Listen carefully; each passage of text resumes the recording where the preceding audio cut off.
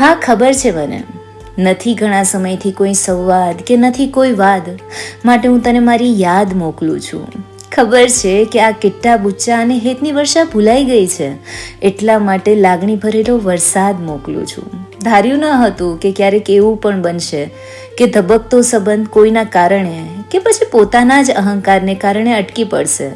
માટે આજે તને સ્નેહસભર સંવાદ મોકલું છું. ભૂલ તો થાય તારી અને મારી બંનેની, એટલે સંબંધ થોડો પૂરો થઈ જાય છે. આજે આ સંબંધની ફરી નવી એક ઓળખાણ મોકલું છું.